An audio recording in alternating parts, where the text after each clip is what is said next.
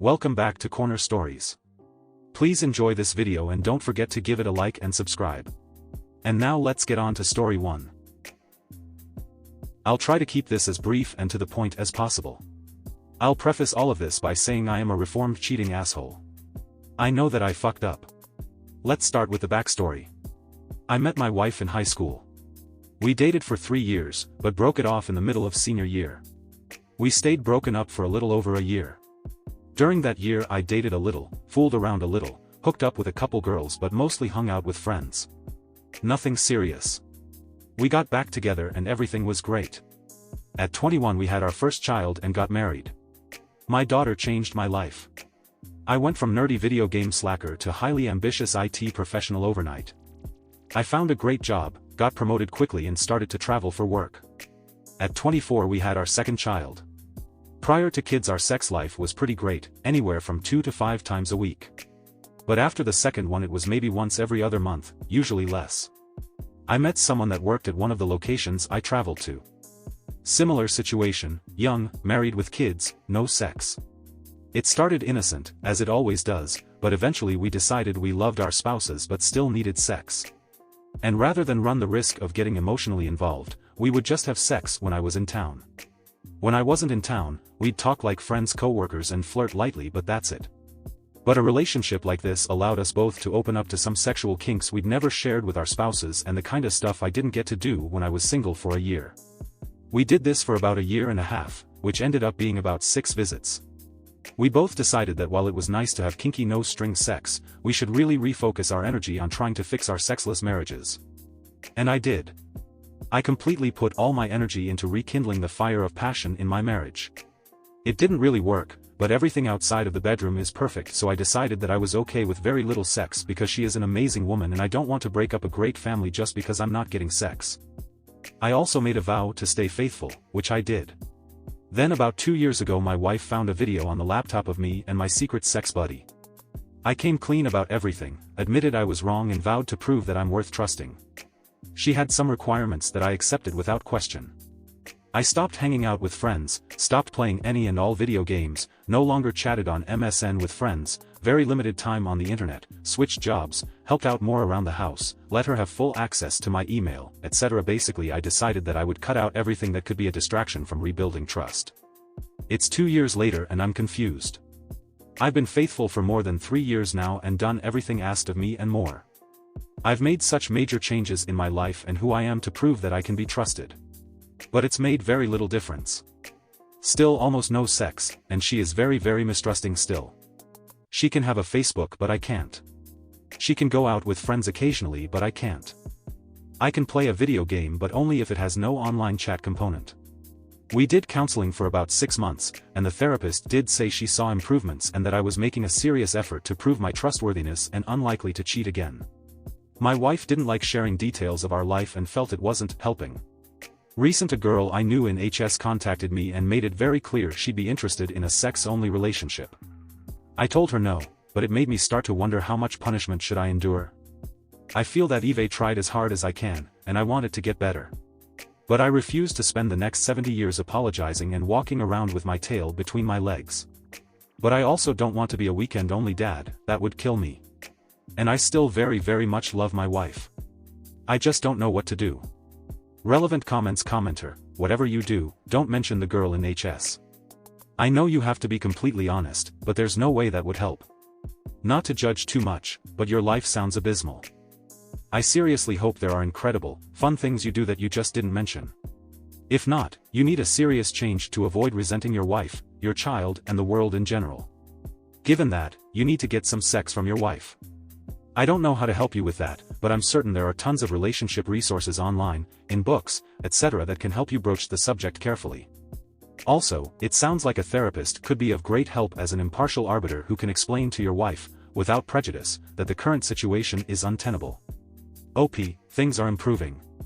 I've been playing some more single-player video games, and I love spending time with my kids, which makes up for a lot of this. Part of this is that I'm so afraid of losing them. Or being a part-time dad. Or some stepdad taking my place. We did go to therapy for about 6 months, roughly a year ago.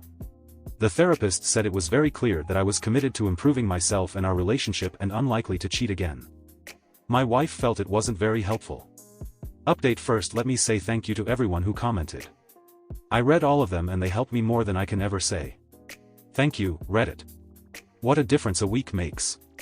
I came to Reddit a mere 5 days ago, and the life I had last week is nearly unrecognizable from the one I have today. Wall of text ahead. After reading all the comments last week, I decided I'm not a prisoner and things had to change. I made plans to go out with friends I hadn't seen in over a year on Friday night. On Thursday night I sat down with my wife to try to reopen communication. Let her know that I have needs and wants that aren't being met, and that if we are going to make this work then some changes have to happen. She is my partner, not my warden. She took it pretty well, and seemed to understand where I was coming from and recognized the huge amount of work Eve put into myself and this relationship. It felt like a fairly major breakthrough. We even discussed picking a new therapist and giving that another try. But there was something nagging me the whole time. A Redditor said to me that he went through something similar, but eventually found out his wife was also cheating. Which explained the Alcatraz-style lockdown on his life. I don't know why, but I couldn't shake this thought. I know my wife wouldn't cheat, but she's also a reasonable person, so why the hell have I been on house arrest for 2 years? After a couple days, the thought got the better of me and I put a keylogger on our laptop. I did this Thursday afternoon. Friday comes and I am excited to see my buddies. We talked a little before I left. She was apprehensive but understood this is necessary to rebuild lasting trust in our relationship. And like Reddit suggested, I hardly had anything to drink, answered TXTs and phone class in a timely fashion and got home 20 minutes before I said I would as a show of good faith. My wife is in bed already but sleepily asks how the night went and I said it was great. Saturday morning we discuss it at length. She seems genuinely happy and understanding, and I am beaming ear to ear. Not only did I get to see the buddies, but it appears that I'm making headway in my relationship. Win-win. And while I'm on this euphoric high, I decide that trust is not made with a keylogger. It was dumb to install it, and will only create paranoia in me. I should also mention that while she has full access to my email, I have the same access to her email and Facebook. So really it seemed that a keylogger was overkill. I go to uninstall it. Of course curiosity gets the best of me and I check the very limited 2.5 days worth of logs. Nothing jumps out at me. Amazon, Facebook, YouTube, Gmail, etc. I get to the end of the log and it's looking good. Until I see another trip to Gmail, this time for an account I have never seen before. I remain calm. I keep an old Hotmail account for spam sign-up crap. I've advised her to do the same and only let friends know her real email. Either way, I log into the new account. No spam. No nothing, it's empty. Just a bunch of empty folders. Until I hit the tax information folder. Now this folder is full. Full as in hundreds of emails. However, none of it is tax related. All of it is to or from Steve. I have a 65-year-old stepuncle named Steve, but this is not him. I don't know who this Steve is. These emails are graphic. Lots of what he likes to do to her and what she wants and likes to do to him. Lots of "last weekend was amazing" type stuff. So after reading maybe 30 of these, I decided I need to stop reading them. I made a new Gmail account, and forwarded all of them to this account. Then I went back and deleted my tracks. I'm somewhat calm during all this. It sucks, but I cheated, so I am now experiencing what she did when she found out about me. While forwarding them, I pay closer attention to the dates. This affair has been going on for a very long time. All the way back to roughly a year before my son was born. Or 1.5 years before I cheated. That hits me like a ton of bricks. What if my son isn't mine? What if my 1-year-old baby girl isn't mine? I fucking lose it. I verify my tracks are covered and bolt out of the house saying I'm going to the gym. I sit in my car for 2 hours crying at the thought they might not be mine, and how do I ever move forward? I have no idea how to confront her. I head home and find her best friend is there. They have decided they want to go a movie. I'm still in shock, so I just nod. I need time to process anyways. So I put the kids to bed and try to figure out how I'm going to talk to her about this. I decide to check her secret Gmail again. She emailed him 4 hours earlier. She told him she'd have an hour after the movie to meet up. Check the time, the movie is done or close to it. I start calling her cell, repeatedly. No answer. I call about 10 times, no answer. It's 1 a.m. and I'm sitting on the couch and she walks in. Surprised to see me up, asks if I'm feeling okay. Ha. I stood up right in front of her and said I'm fine. And ask her, why didn't you pick up the phone? She says it was a movie, can't talk in a movie. And then she forgot to check it when she headed to the bar for one drink. She makes her way to the stairs and I say, how is Steve doing? Her face goes white. Your Uncle Steve, she says. No, the Steve you just got done fucking 20 minutes ago. How is he? I say. She says nothing. I tell her I found the Gmail account. I saw her email planning to meet him after the movie tonight. With what little composure I had left, I asked, why didn't you come clean when you found about me cheating? We could have fixed this together. She starts bawling and runs upstairs. I follow. What ensues is the worst 4 hours of my life. She comes clean that she met him back when she was working, he was a temp. I again asked why not come clean 2 years ago so we could both work on this. She says she was too hurt by what I did and too ashmed to come clean. She said she told Steve she needed it to end and wanted to work on our marriage. And she says she did, but about 8 months later ended up hooking up again and it started all over. I asked why the prison rules. She says it's because she loves me and didn't want me to leave. I explain that, while not right, I cheated because we didn't have sex. But obviously she was having sex elsewhere, so she didn't need it at home. So I asked why she cheated, because I know prior to Steve, we had sex 2 to 3 times a week, and she came 1 to 2 times each time. She says he was relentless in pursuing her, which made her feel sexy, and that the relationship was taboo, which added a thrill. Do you love him? To which she says no, but liked the thrill and the taboo. I could go on and on, I asked a million questions. Eventually I ask the big question, are the 2 youngest kids mine? She assures me they are. I ask how can she be so sure, to which her response is she just knows. Despite what she says, she has no way, without a blood test, to assure me they are mine. I am crushed on so many levels. I stand up, and head for the door. She stops me and begs me to forgive her and that we will work this out. I can impose harsh rules if I want, and watch her every move, and she will do anything to fix this. I calmly tell her I have no interest in being a warden, and that I need to go for a walk. I walk for an hour and come home and crash on the couch. Sunday was beyond awkward, I said very little to her. I studied my 2 youngest, trying to find my traits in them. Every time I think I'd see something, I'd be struck by the fact that I don't know what Steve looks like. Perhaps he has big ears too, and that's where my son gets them.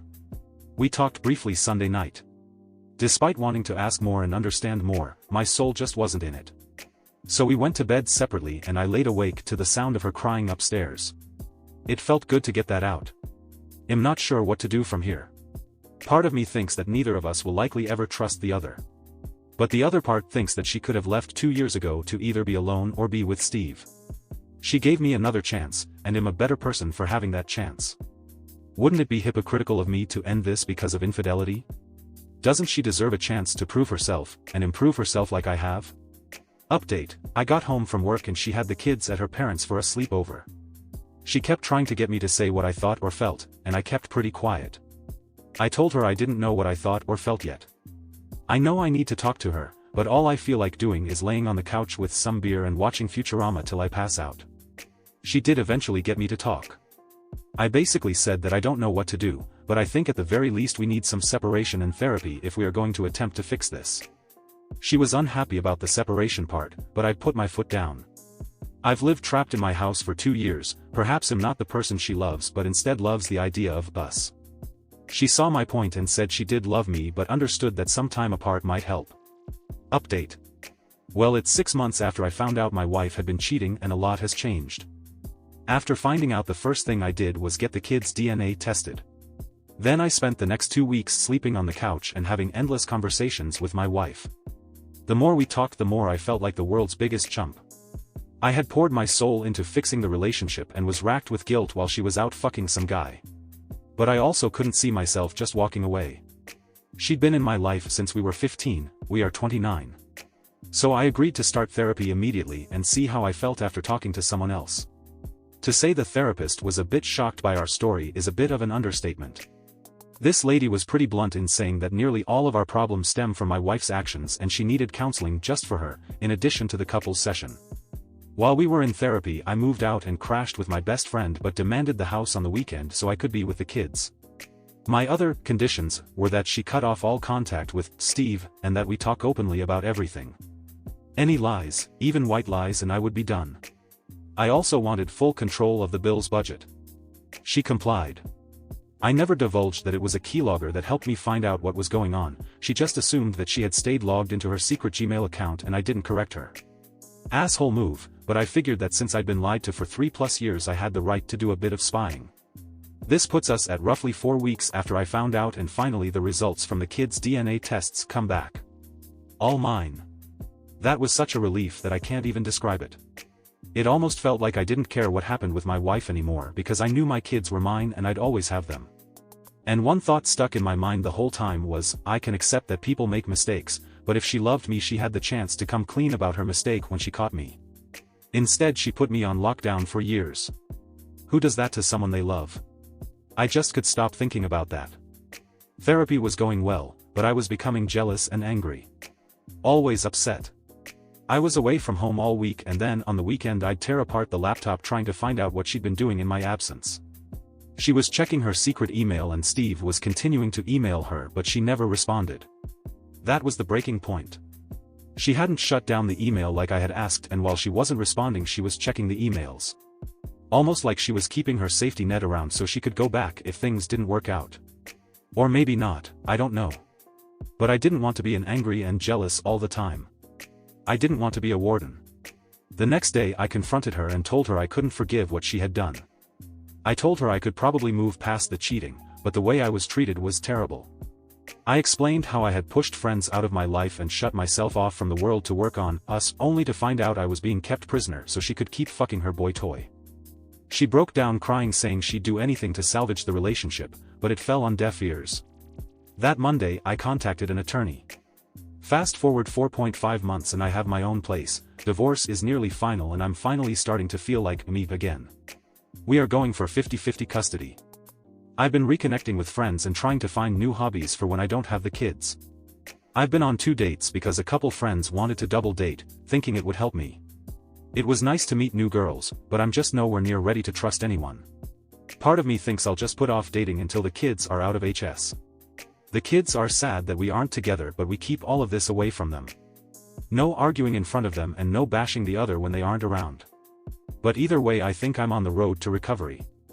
And feel free to ask anything, because you guys helped more than I could ever say.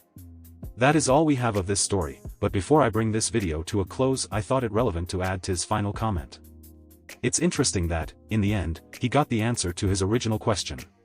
He was wondering, if you cheat on someone, how long is it before you deserve to be happy again?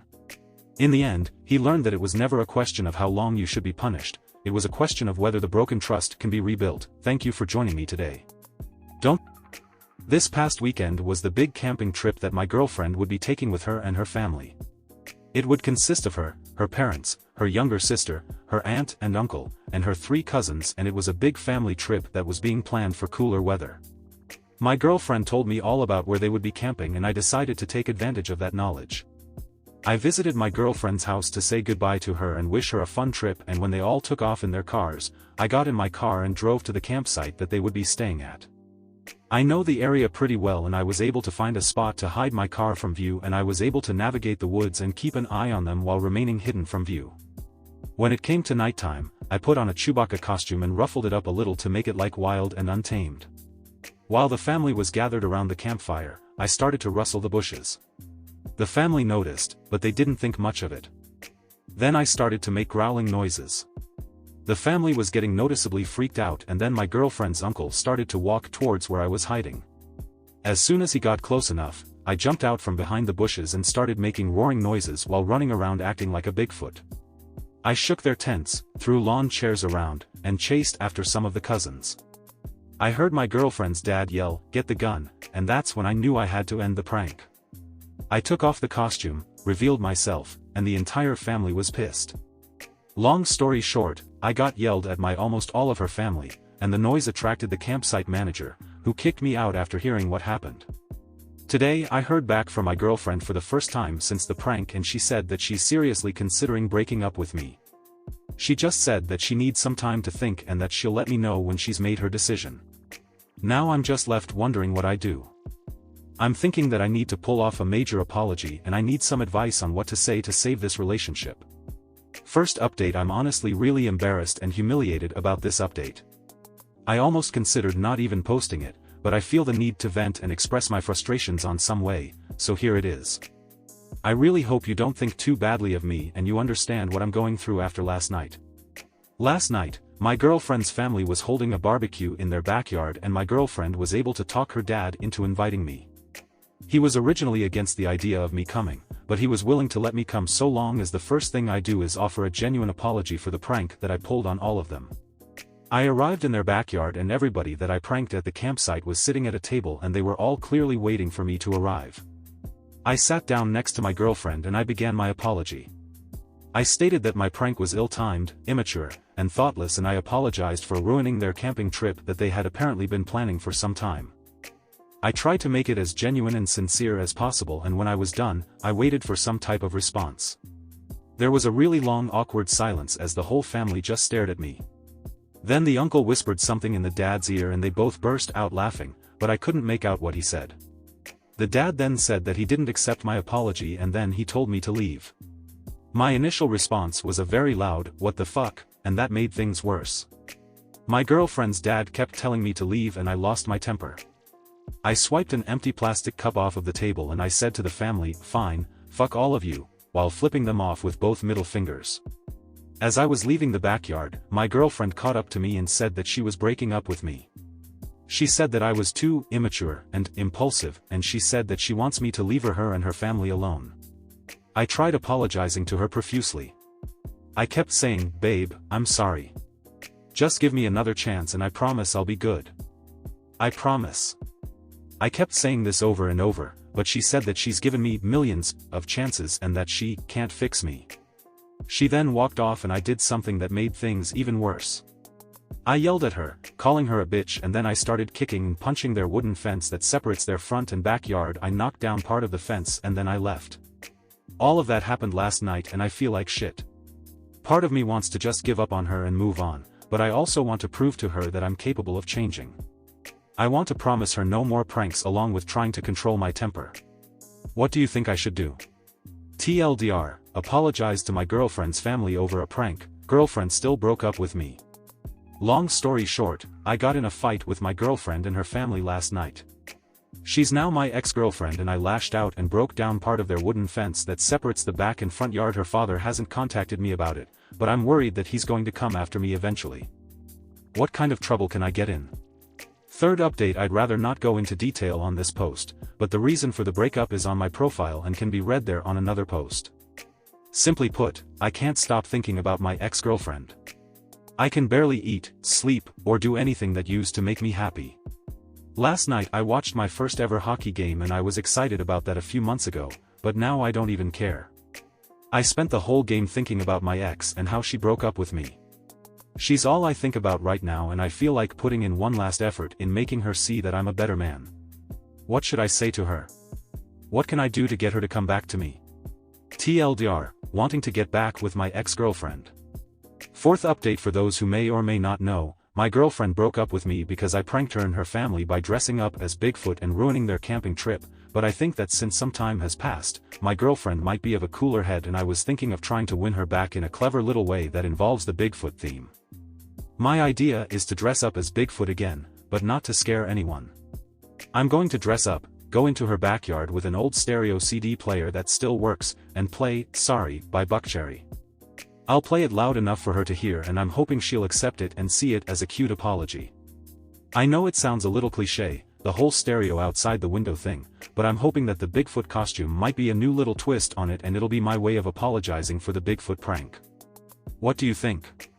Fifth update: after reading through some of the responses from yesterday, I decided to just go for it and get it over with. I dressed up in the ruffled up Chewbacca costume, grabbed the stereo, and walked over to my girlfriend's house at nighttime. We live in the same neighborhood and there's a shortcut through a little stretch of woods that I take from my place to hers, and that's the route I took last night. I climbed into their backyard and I stood in their grass, holding up the stereo while playing the song that I had intended, "Sorry" by Buckcherry. The problem is that the stereo was an old piece of shit that I dug up from my basement and the volume wasn't loud at all. It sounded muffled and I didn't want to risk moving closer to their house in case I was seen. But I wanted something to come from the night and I set down the stereo and peered into the window that I knew lead to my girlfriend's room. My girlfriend was just playing with her phone on her bed and I just stared into her room for a little while.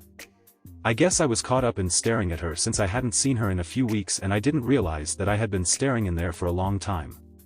I turned to leave, but I saw one of her neighbors out on their porch, looking directly at me and they were on their phone. My first thought was that they were probably calling the police and I panicked. I did something really stupid and tried to go in my girlfriend's house by pulling at their back green door, but her mom saw me trying to get in and she screamed. I then ran back towards the woods and I tried to pick up the stereo, but I really hurt my back while bending over, so I just left it in their backyard. The back pain was also shooting down my left leg and I had to limp away from the house and I limped through the woods back to my house while also cussing at myself over how fucked up my plan was. The worst part is that this morning, my girlfriend called me and left a message on my phone. She said that she knows it was me at her house and that she's only giving me one final warning before she talks to the police about harassment charges as well as a restraining order.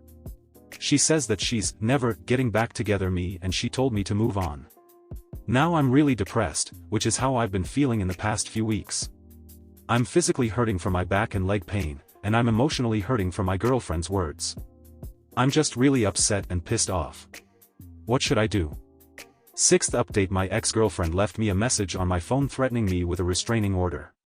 It's just a threat at this point, but I still want to know what happens to my record if she were to file one against me. Will it give me a criminal record and officially list me as a stalker? Is it something that appears in a background check?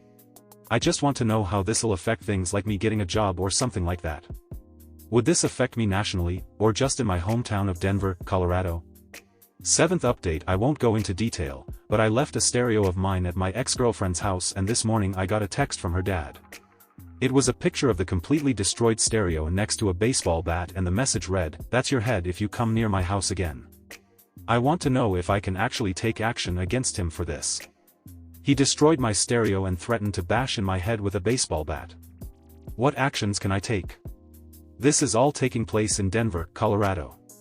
8th update: I've spent the past few weeks thinking about how I can possibly get back together with my ex-girlfriend. I've decided to just move on. She doesn't ever want to get back with me and I've caused enough trouble with her family as a whole. I need to get over her and I don't know how.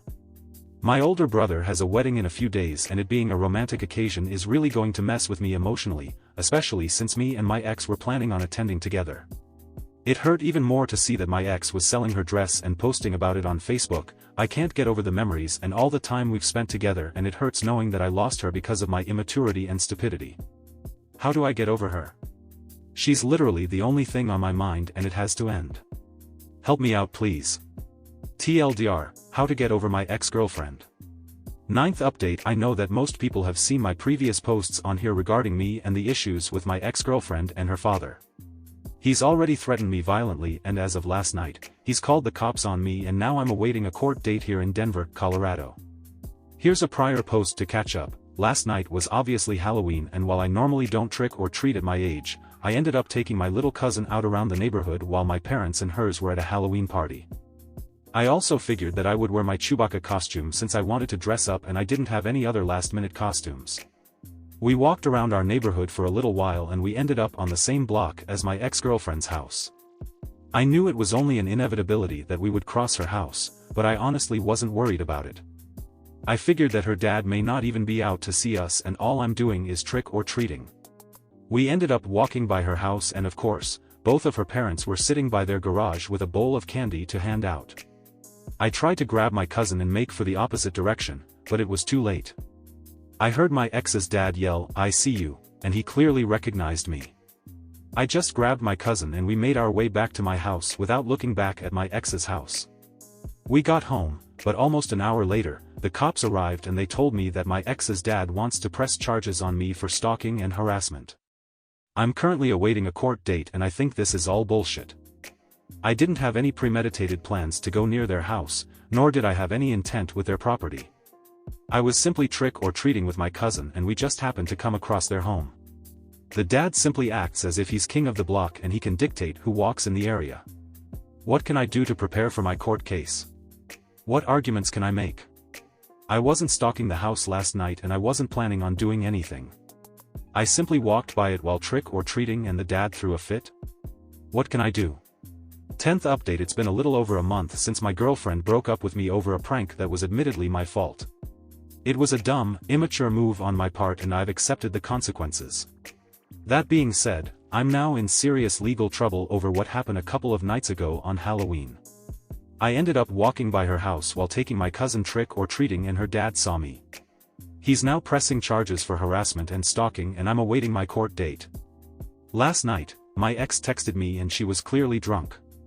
A lot of her texts were either gibberish or in poor grammar, but I could make out what she was communicating. Basically, she was celebrating me having charges pressed against me and she was texting stuff like, "I hope you rot in jail," and "lock him up." I responded with texts of my own. I called her names like cunt and bitch, but she obviously didn't seem fazed. But simply sending her some mean texts isn't enough for me. I honestly think that she has some nerve to kick me while I'm down while all she has to do is just stay on the sidelines while daddy does all of the work. I've spent all day thinking about how I can get back at her over this. Part of me thinks that I should just wait until I'm done going to court, but I also want to strike back while the event is still fresh. I'm thinking of one final prank. What should I do? I, 29F, have been with my husband, 30M, for 7 years, married for 4. I've never had reason to suspect he was unfaithful to me or even remotely dissatisfied with our marriage. He likes to joke that we're still living the honeymoon phase, nearly 5 years and 2 kids in. I wouldn't have questioned that, or him, were it not for a surprise I found in his car last month.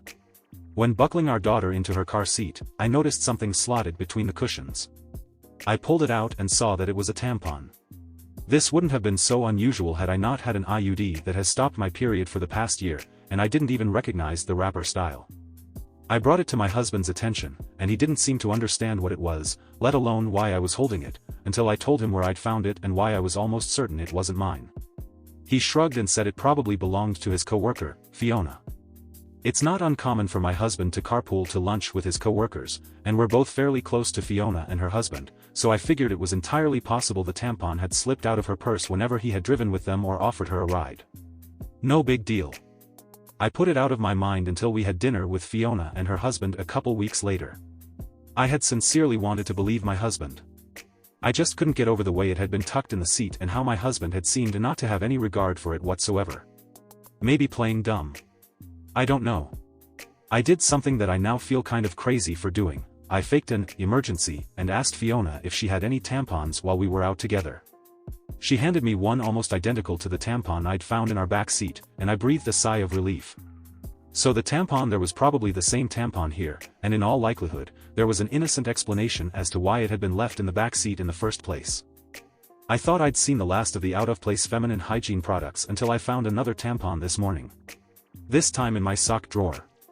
I feel physically ill at the thought of my husband having an affair and even more nauseated at the thought that the woman might have left these tampons out for me to find. If it was my husband's coworker, why would she give herself away by offering me one the other night? In any other situation I would want to talk to my husband about this, but I feel too sick, and embarrassed, to approach him with what I've found. What should I do? Relevant comments: I've had a period 30 years and never put a tampon in a sock drawer. Trust your gut and get cameras, neither have I. I've considered so many explanations for the tampons that wouldn't implicate my husband, but none of them make sense, really. I'm terrified to set up a camera if it means confirming what I suspect right now. Has Fiona been over to your house and had time to plant the tampon? She's been to our house many times and vice versa. To my knowledge, she wasn't over any time in the past week, so if she planted that second tampon, she had to have found a window of time when I wasn't home. Any time she and her husband visit, we all stay downstairs, and you'd have to go really out of your way to make it to our bedroom, i.e., around our dogs, over the safety gate, past the other bedrooms. Not saying it's impossible, but definitely tricky to do on a quick bathroom break, I would guess.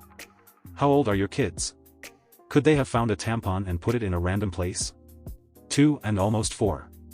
Both have a mischievous streak, so I didn't want to rule out the possibility of one of them moving stuff around, but I can't imagine how they'd get their hands on one, possibly 2 random tampons that I never bought. Update post, September 20, 2023, 18 days later, contemplating every possible source of 2 tampons has been my personal hell for the past few weeks, but I wanted to share an update. Shortly after posting on here, I told my sister what happened. The tampon in the back seat and the sock drawer, my husband's cluelessness, the tampon from Fiona, and all the things I suspected but didn't want to believe. We compared tampons, save for the back seat one I had already discarded, and they were a match, just in different absorbencies. I hadn't left either in a place where my husband or daughters would have found them and moved them around. My daughters didn't know what they were or where they had come from. My sister was convinced it was Fiona, either fucking my husband, fucking with me, or both. Direct confrontation of either party still seemed like a bad idea, so she suggested inviting Fiona and her husband over for our Labor Day barbecue. Unfortunately, they already had plans. My sister and I agreed that it was too soon for cameras without any other evidence, so it was just a waiting game from there. Watching my husband for any changed behavior, there was none, our house for any misplaced foreign items, there were none, and even the girls for any new friends they might have met. My sister's husband was adamant on this last point, and partly why he was inclined to believe that the tampons were harmless. If anything had been happening in or around our home, he said, it would be nearly impossible to keep it from me and the girls, since my husband was the one taking them to and from daycare and most other activities during the week. I felt a good bit of consolation in that. It wasn't until my younger daughter, 2yo, came down with something last week that I felt any differently. I wanted to be the one home taking care of her, but my husband insisted that I stay at work while he stayed home with her. I was okay with that. My sister and her husband figured it was a good sign that he would take the time off at a moment's notice, and at that point, we were all already beginning to put the tampon fiasco behind us. By the 3rd or 4th day, I was just happy to see a near-healthy child and a husband who was helping see her through it. Toward the end of that week, though, I came home to something strange. The toddler that I'd left that morning in an old PJ set was now dressed in a onesie I'd never seen before, with a tiny clip in her hair. I can't say I have the sharpest memory, but I have a pretty good sense of what my kids wear on a day-to-day basis, and particularly what kinds of clothes they wear. I'd sworn off the full-length sleep suits with snaps across the front long before we'd ever had our second. The long snaps are just a pain in the ass and a no-go for efficient diaper changes, IMO. It's just not something I would dress her in, and my husband knows as much. He doesn't plan for, or buy, the girls' clothes, and he certainly doesn't accessorize them, so I was bewildered. And kind of floored at the thought of someone around our sick child without my knowledge. I didn't think twice, and I went straight to my husband to ask if anyone had been over to see him or the girls. He seemed confused, like before, and asked me why I would think that. It had just been him and the kids all day. I asked him again, if someone had so much as stopped by to say hello, and he denied it. He told me to calm down. I might have lashed out and come forward with the accusations right then and there, but our older daughter was in the room, and she sensed something was up. In a calmer voice, I asked him a 3rd time if anyone had been around our children, and my husband swore that the girls hadn't been around anyone but him. He also denied buying new clothes or doing anyone's hair. With our daughter in the room and my emotions all over the place, I decided to leave it. I couldn't make sense of it then, and it hardly seems clearer now, after I've driven myself half crazy with explanations that aren't adding up. Relevant comments. To answer a couple questions, my 2-year-old can only string together a couple words at a time, and when I ask her about her time with daddy or her clothes and bow, she answers based on the cues I give her, e.g., who gave you that pretty bow, and she repeats pretty bow back to me, or mama daddy over and over. My older daughter, almost 4, was at daycare that morning, and she can't recall anything different from that day. Doesn't remember the PJ change or the hair clip, so my guess is she was changed sometime that morning, but I'm not totally sure. I have a 45-minute commute to work, so stopping by for lunch isn't really feasible. My sister has been kind enough to leave work and drive past a few times here and there, and she hasn't seen anything out of the ordinary. We have a Ring camera at the front door, and I've got the app on my phone with notifications on. Nothing there yet. If anyone has recommendations for more discreet surveillance, I'd be open to it. I'm just the least tech-savvy person and worry another camera will be easy to detect. LOL edit. And yes, we get our carbon monoxide detectors tested regularly. Is it possible one of the hair clips came from daycare? I could see the hair clip being a possibility, but less likely on the onesie. My younger daughter hadn't been to daycare in days, and if either of them had returned with something like that before I would have noticed, especially since it was the kind of onesie I hate with a passion. Final update post, October 6, 2023, 16 days later, after nearly losing my mind over a hair clip and a onesie, I realized I wasn't getting anywhere with the accusations and half-baked guesswork. I'd gotten so absorbed in the paranoia and misery of my situation that I wasn't sleeping, eating, or caring for my kids the way I should have been. And I wasn't getting any answers. So I decided to pull the trigger on the hidden cameras and have them shipped to my sister's house, with my BL agreeing to help with the install setup over at mine. Before the cameras were ever delivered, though, I got my long-awaited confirmation last week. A Ring notification had alerted me to motion at the front door while I was at work. Half expecting to see a delivery person, pet, or lawn care salesman for the 15th time, you can imagine my surprise when I saw a clip of a young woman leading my daughter into the house hand in hand, with my husband and other daughter close behind them. The girls were supposed to be in daycare and my husband at work. The woman, as far as I knew, was living 2 states away with a court order keeping her there. I immediately called my husband to ask him what the fuck this woman was doing in our house. He didn't answer, so I texted it to him. Even in his stupidity, he probably realized he had messed up by going through the front door, knew I had gotten the Ring notification, and wanted to delay the inevitable. By the 5th or 6th subsequent call, though, he did pick up. The woman on the camera was my husband's sister. As I would come to find out later, she was the likely source of both tampons, the onesie, and the bow. She is also a registered sex offender and a recovering addict, who spent the better part of her adolescence and young adulthood coercing the silence of another one of my husband's family members after she had molested them. I hadn't seen or heard from her in years, and from the way my husband talked about her, I didn't expect I ever would. But here she was, in our house, with our children. Suffice to say I was livid. It wasn't an affair at all and still, somehow, infinitely more disgusting knowing who it was and why all of this had been happening. Apparently Sil, fresh off another stint in rehab, had wanted to reconnect and make amends with people she'd hurt, and my husband was high on that list. My husband didn't want me to know or, worse, try and keep her family, our children, away from her, so they'd been meeting in secret, often at our house when I was at work. They would enter through the garage, in my husband's car, so the Ring camera at the front door wouldn't tip me off. She spent the night on a weekend I had been on a business trip and slept in our bed. She babysat our girls on a night my husband told me he had dropped them off at his parents'. She bought the girls clothes and dressed my youngest in the onesie and bow that my husband had promised on his life I had dressed her in myself. My husband swore this was all in my head. The tampons, the onesie, the bow, and all the rest. He was perfectly content to watch me agonize for weeks over a woman he insisted didn't exist. Shrugging off each progressively more unsettling discovery like it was news to him and telling me I was being irrational. He insinuated that I was experiencing postpartum depression, 2 years after I'd given birth.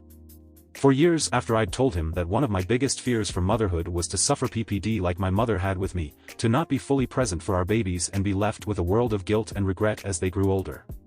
He told me I wasn't sleeping enough, that I missed the girls too much, that I needed to take a step back and reevaluate the state of my mental health. I gave him the benefit of the doubt because he was my husband, and because no other version of events made sense. Now, after a month of this mindfuck, I have nothing to show for my trust but this pathetic situation. And a lot of anger. Relevant comment, call the cops and a lawyer, already on it. Believe me, we're going scorched earth with this. Thank you for joining me today. So I am, 23F, getting married in a few months. And I have few significantly older siblings 34F, 36M, 38M, 38M. All of them are now married, and since I was a teen when they got married and they had a child-free wedding, I was not invited to any of their weddings. My oldest sibling first had a child-free wedding and then the others decided to follow. When my oldest brother got married I was 10, so sure I kind of getting not inviting me. But I was still extremely upset. My oldest brother got married to a woman I really love and I can't even witness it. The other brother got married when I was 12, so again sure get not inviting a 12-year-old, but I was very well-behaved child and again his sibling. My sister got married when I was 15, at first she didn't want a child-free wedding, but all of the family members convinced her because OMG it's so refreshing to be in a wedding where children don't bring havoc, so she decided for a cutoff to be 16. And when I asked can I be a one exception since I'm 15 and your sister? She said no with a very serious tone, if we make an exception for you, what about other children? It's not fair. I got upset and screamed that what is not fair, is not participating in any of my siblings' weddings. My parents got upset with me and grounded me. And lastly my brother got married when I was 17. At that point I didn't care, I knew there was going to be child-free wedding, and that once again I'm not invited. I didn't ask, beg. My step-cousin who just turned 18 just made the cut and I didn't. Well, as I said, I didn't care. Sent a quick congrats and that's it. My parents got furious on why I didn't even congratulated them. I just ignored them and spent all the time in my room with my now soon-to-be husband. Since I'm getting married, I decided none of them are going to be there, since I wasn't allowed to be there too. When they didn't get the invitations, they all came to my house and demanded to know why didn't they get one. I simply explained, you didn't want me in your wedding, I don't want you in my. I explained how hurt I was that I was not able to see any of my siblings get married and they should experience the same. They said that the weddings had alcohol, so they didn't want any young impressionable kids there.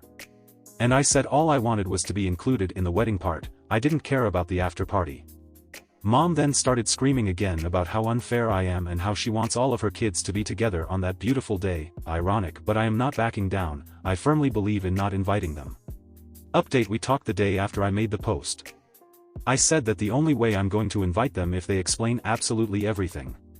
Otherwise, no invitation. After some weird looks and silence, the truth came out. I am their cousin. My father's brother was raising me alone and died, so I was raised by my uncle. They do not know who my mother is. I was young, required a lot of attention, wasn't their sibling, so they kind of distanced themselves from me. My brother said that even hated me sometimes. My parents sat there ashamed for never telling me. My cousin just looked awkward. I just left. We eloped. So after all the drama, we talked and realized we were doing the whole wedding thing because we thought the other wanted it. We were not against the idea of flashy wedding, but calm day with just closest people was closest to our hearts. So we did that, just us and some of our friends. We are keeping the money for our dream country to visit. My parents had the audacity get angry that there was no celebration, but I don't care, to be honest, it was a day for us. That's it. I hope the update was not disappointing. Special thanks for everyone writing me messages telling us that we were too immature to get married. Next story. My fiancé and I recently got engaged not too long ago. While we were making plans, deciding on rings and so on, the proposal was very spontaneous and happened months before my fiancé had originally planned. I also originally planned to accept his proposal in his native language. However, due to events that led up to the proposal, I forgot. So I decided I would just keep taking classes, plus his brother or brother's wife will only converse with me in Polish when my fiancé isn't around. Then I would surprise my fiancé by giving my vows in Polish. The problem? My fiancé doesn't know I now understand a lot of the conversations he's having with his family and some of his friends because I have to pretend I don't understand.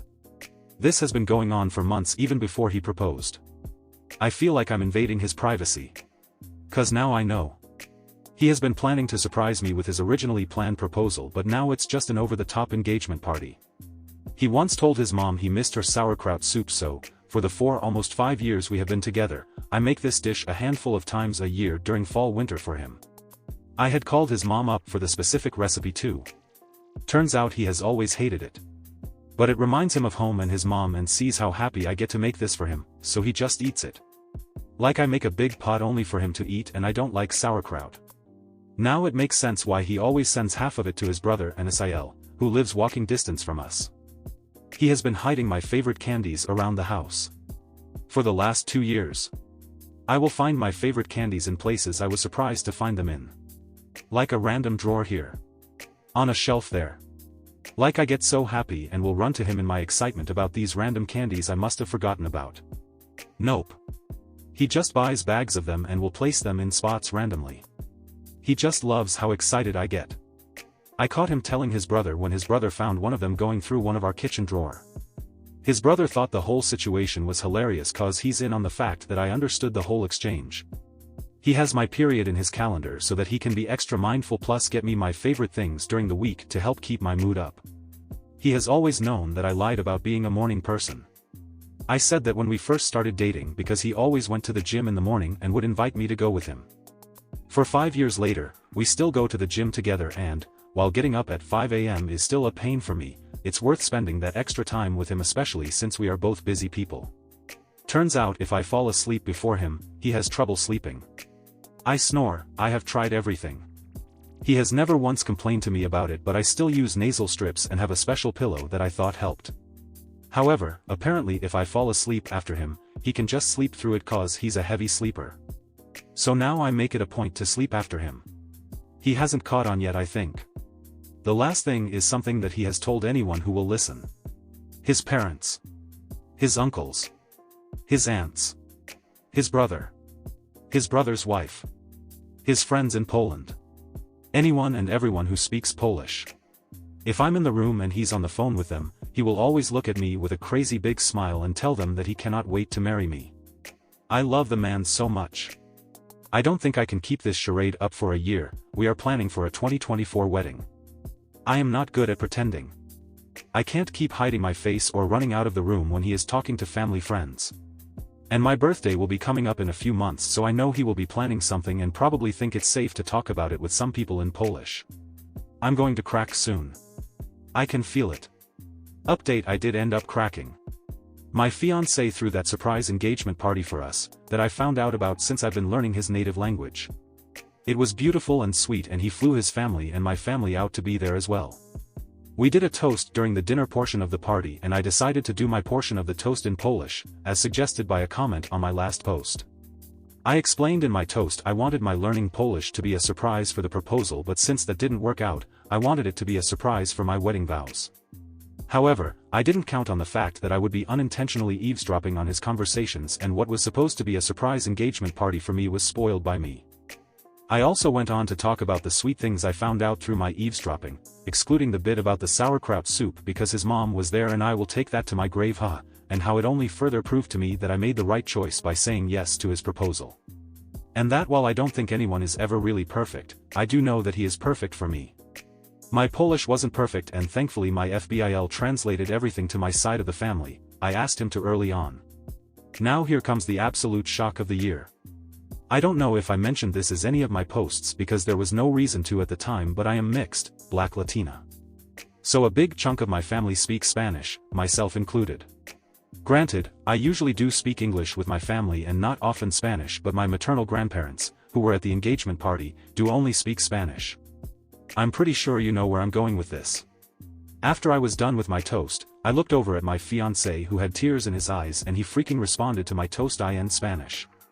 Turns out he was learning Spanish for the last year and wanted to surprise me on our wedding day. While I don't speak Spanish as often as he speaks Polish, so no secrets were spoiled on my end, he wanted me to know that he embraced every part of my life and just wanted to prove that to me by learning Spanish. There were a lot of laughs and tears shed, and both our families made it a point to learn simple phrases in the other's language, so that was really cute to see. All in all, I'm still planning to do my vows in Polish, and he plans to do his vows in Spanish and English, since half my family also only speaks English. I'm happy I'm not eavesdropping anymore because I did not enjoy invading his privacy despite the sweet things I did end up learning. So that's that. I'm just very excited to spend the rest of my life with this man. Thank you for joining me today. Don't forget to connect with each other in the comments below. My husband, M35, and I, F32, have been married for 7 years. He lived next door and we just clicked. It was like a fairy tale. One thing I have always thought made our marriage so strong was our friendship with each other and our trust in one another, although now my husband seems to think otherwise. Recently, my husband found out that his friend, Jeff, M34, has been baby trapped.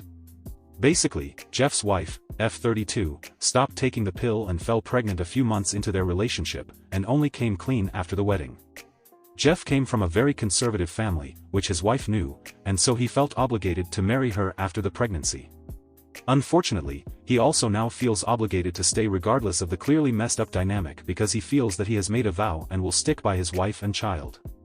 My husband, for some reason, has been really rattled by this.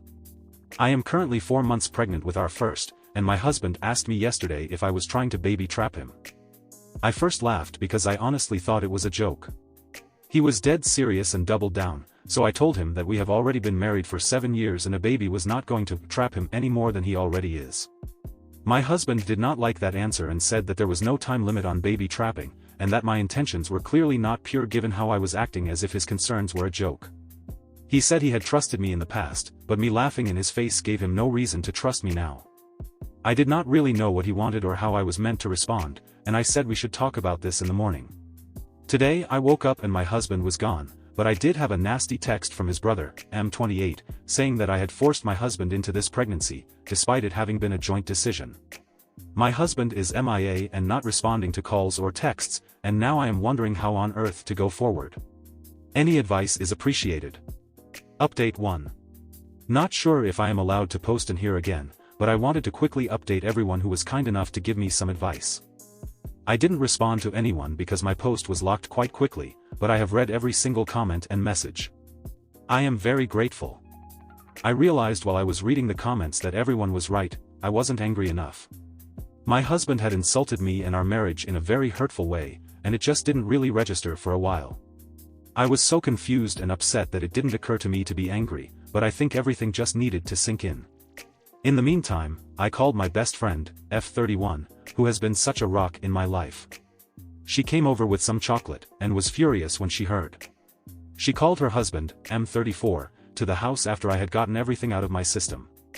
He is a family lawyer, and he said that he would happily represent me if I wanted to go through with a divorce. This man is a saint, and will draw up divorce papers on Monday. My MIL, F66, showed up with my husband in the car not long after my best friend's husband arrived, and she practically dragged him to the door.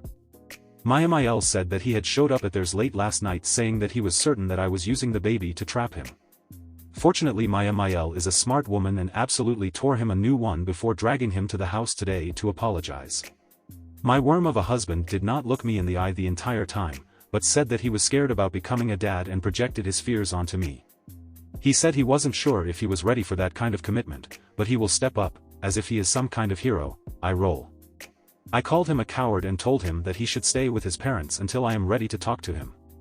I didn't want to say anything about the divorce papers because I didn't know what his reaction would be, but he will find out soon enough.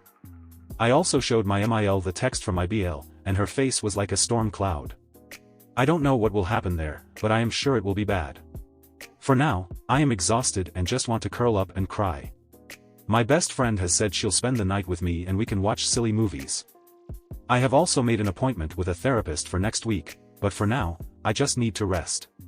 I am exhausted and devastated that my marriage has come crumbling down. Sorry for the sad ending, everyone. Update 2. Thank you to everyone for all the messages and kind pieces of advice. I have received so many requests for an update, so I thought I would quickly post and let you all know how I am doing. Overall, everything has settled a little bit. In good news, I had a scan with the doctor, my MIL attended with me, and the baby is happy and healthy. I finally found out the gender. I am having a little girl. I am over the moon. My MIL was a gem, and was so touched that I had included her in the scan. She is very excited to be a granny. On that note, my MIL organized a family lunch a couple of days after the scan. I was a little reluctant, but I knew that she had good intentions and wouldn't do anything to make matters worse. When I arrived, my husband and BAL were there, along with my FIL, M70, and MIL. It was quite awkward until my MIL asked if anyone had anything to say. My BAL spoke first and apologized for his awful text, saying that he was swept up in the moment and wanted to support his brother. I explained how hurtful it had been to receive such a nasty and vindictive message, and that he knew as well as anyone that my husband and I had been trying for almost a year. He hung his head and mumbled something. That was pretty much the last I heard out of him for the afternoon. Next, my MIL looked quite pointedly at my husband, but he actively avoided anyone's eyes. Eventually she spoke up and announced that my husband would no longer be welcome to stay in their house. She said that she was ashamed to have her son behave the way that he has, and that she would prefer to make space for her granddaughter rather than have some lowlife hanging around. My husband had opened up his mouth to say something earlier, but his eyes lit up when she said granddaughter. My husband had always wanted a girl and he was suddenly in tears saying that he was so pleased to hear the gender.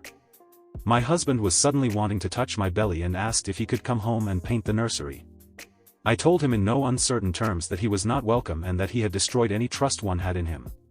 I told him that if I took him back, would be worried that he would disappear at any kind of big news and that I couldn't have someone at my side who balked at the first chance. He asked me if I was telling him it was over, and I point blank told him that I had engaged a lawyer.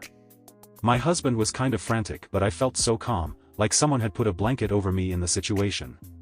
Normally I am a big crier, but I felt so removed from everything. My husband said that this was not fair, he had shown a little bit of panic and suddenly I am throwing away our life and denying him his daughter. My FIL reminded him that this is the same baby he felt trapped by no more than 2 weeks ago. My husband said it was a mistake and he was stressed, but my MIL asked him how he thought I felt. She asked him to imagine being so vulnerable and giving up your body to grow a family, and suddenly the one person you trust is accusing you of terrible things. He said it was a mistake and he projected his fears onto me. I told my husband that I felt so broken when he left because I had all these dreams of a beautiful family which came crashing down in an instant. My husband said that he wanted those things with me and he wanted our baby girl, but that he let the panic overwhelm him. I told him that wasn't a good enough excuse for what he put me through, and that he certainly didn't seem panicked when his mom had to drag him to my door to apologize. He didn't have much of an answer other than to say that he was ready now and wanted our girl. In all of this, in all the times he told me he wanted me and our baby, he never once apologized properly. After a very, very long discussion, the lunch wrapped up and my MIL stood by what she had said about my husband not being welcome. He asked again if he could come home with me, and I told him that it was my house, I owned the house before we married, and it was going to be a safe space for me, that is to say, he is not welcome. As far as I know, he is staying at some hotel. Finally, he was served divorce papers at work on Friday. My bestie's husband drafted them earlier, but I wanted to wait until I had thought it all through. I received a few missed calls and crying voicemails asking if I was really throwing away our family, but I did not respond. He even took a crying selfie sitting in his car, which my bestie laughed at quite a bit. My MIL called me when she heard, and told me that I am making the right decision. She said she never wanted my marriage to end this way or for her son to be so callous, but she said she is here for my baby and I, and that we will always be family. She even tried to apologize on my husband's behalf, but I told her that was not necessary. At the end of the day, his actions are his to own.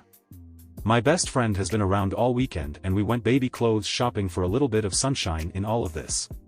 She has been such a rock, and her husband has helped so much with the process.